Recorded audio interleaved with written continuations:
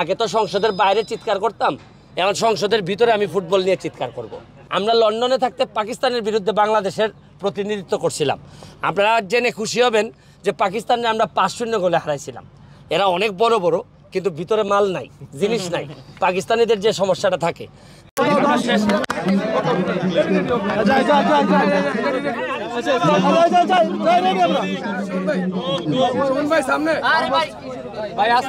ভাই, এদিকে মনে হয় দেখবেন একটু চাপতে হবে।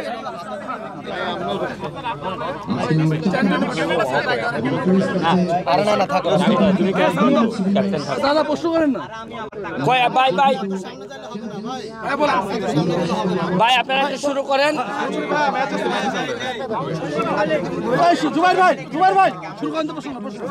একটু মানে জানতে চাই আসলে এই যে তারকাদেরকে বিভিন্ন অঙ্গনে তারকারা ইনফ্লুয়েন্সার আছেন, যারা হচ্ছে সামাজিক মাধ্যমে হচ্ছে জনপ্রিয়তা পেয়েছে, যারা হচ্ছে বিনোদন অঙ্গনে হচ্ছে, সবাইকে নিয়ে একত্রিত হয়ে খেলা হচ্ছে, এটা আসলে কতটুকু ইফেক্টিভ সবকিছু মিলে যদি আসলে বলেন।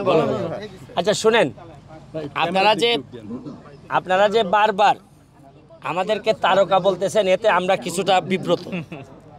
আমি কিন্তু তারকা হইতে গেলে যতটুকু উপরে থাকতে হয় অতটুকু উপরে অন্তত আমি নাই। আমার বিশ্বাস যে আয়মান বা রাফসান, আসান, আমরা সবাই হচ্ছে কি অল্প অল্প করে মানুষের জন্য কাজ করার চেষ্টা করি। এইটারই অংশ। আমরা কেউই কিন্তু প্রফেশনাল ফুটবলার না। এখানে ফুটবলের উন্নয়নে আমরা এখানে আসছি এবং ভালো লাগতেছে যে আমি আর আসান আবিব, ব্যারিস্টার আসান আবিব, আমরা লন্ডনে থাকতে পাকিস্তানের বিরুদ্ধে বাংলাদেশের প্রতিনিধিত্ব করছিলাম। আপনারা জেনে খুশি হবেন যে পাকিস্তানে আমরা 5-0 গোলে হারাইছিলাম। এরা অনেক বড় বড়, কিন্তু ভিতরে মাল নাই, জিনিস নাই। পাকিস্তানিদের যে সমস্যাটা থাকে, তা আমাদের বাংলাদেশিদের ভিতরে স্পিরিট আছে, স্পিরিটটা অনেক বেশি। তা আমি আপনাদেরকে একটা কথা বলতে চাই যে ঘাম কখনো প্রতারণা করে না। আমরা কিন্তু ঘামতেছি, ঘামের জন্যই আসছি। আমার একটা বিশ্বাস, আমাদের অনেকগুলো মানুষের ঘাম যদি এক জায়গায় হয়, তাতেও যদি ফুটবলের কিছুটা উন্নতি হয়। ফুটবলটা তো আমি বারবারই বলার চেষ্টা করছি, আইসিইউতে চলে গেছে। আর আপনারা ফুটবলের একজন প্রতিনিধি হিসাবে একজন মেম্বার অফ পার্লামেন্ট পাইছেন, এটা একটা ভালো জিনিস। যে আমি এখন, আগে তো সংসদের বাইরে চিৎকার করতাম, এখন সংসদের ভিতরে আমি ফুটবল নিয়ে চিৎকার করব। আর আরেকটা বিষয় হচ্ছে গিয়ে, এই আমাদের আয়মান হয়তো আমাদের যে আমরা একটা চিন্তা করছি যে যদি আমরা চ্যাম্পিয়ন হই, তাহলে আমাদের যেটা আমাদেরকে দেয়া হবে, এটা আমি আশা করি আমাদের ক্যাপ্টেন এবং আয়মান ঘোষণা দিবে যে আমাদের যে ফান্ডটা আমাদেরকে দেয়া হবে, এটার কি করা হবে, এটা আমি আশা করি ক্যাপ্টেন রাফসান বলবেন। আচ্ছা, সো আমার কাছে মনে হয় যে এরকম একটা প্ল্যাটফর্ম একটা সবসময় একটা সুযোগ, একটা আচ্ছা না আমি আসলে জাস্ট এমনি ক্যাপ্টেন, আসলে ক্যাপ্টেন দাঁড়ায় আছে না। সো আমার কাছে মনে হয় যে এরকম একটা প্ল্যাটফর্ম সবগুলো টিমের জন্য একটা সুযোগ, একটা সুন্দর এক্সাম্পল সৃষ্টি করার। তো আমাদের টিমটা ভালো খেলছে এবং আজকে আমরা একটা আরো সুপার পাওয়ার নিয়ে আসছি। ওইদিকে ম্যান অফ দ্য ম্যাচ দাঁড়ায় আছে দুটো টিমের।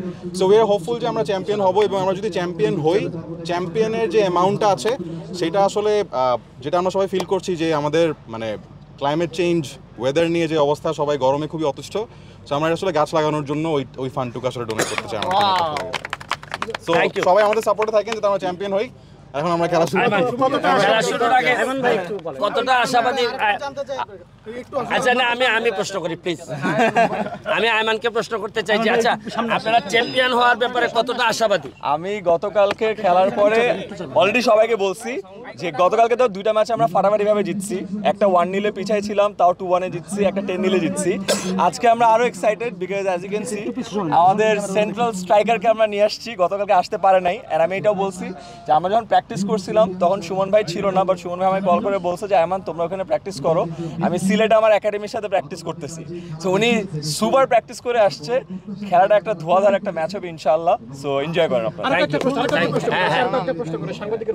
ও আচ্ছা আচ্ছা, আমি প্রশ্ন করতে চাই যে আয়মানকে আমি প্রশ্ন করতে চাই, 10 মিনিট স্কুল থেকে শুরু করে বিভিন্ন জায়গায় আপনার ব্যাপক বিচরণ, তো ফুটবলের বিষয়ে যে টানটা, এইটা শুধু কি আপনার পার্সোনাল প্র্যাকটিস পর্যন্তই থাকবে আর সেলিব্রিটি লিগ পর্যন্তই থাকবে, নাকি এর পরেও আপনি ফুটবল নিয়ে কাজ করতে চান? সুমন ভাই, আমার নেশা হলো ফুটবল, পেশার খাতির এখন শিক্ষকতা করি। আচ্ছা, আপনি যদি আমাকে কোনো কাজে নিয়োজিত করতে চান, সবার সামনে কথা দিচ্ছি আমি আছি। Thank you.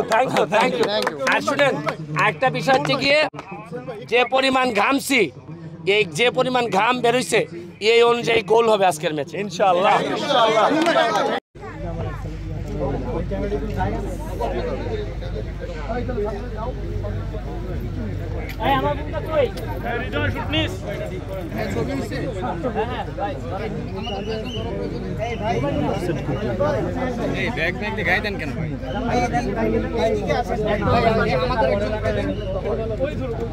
ভাই সামনে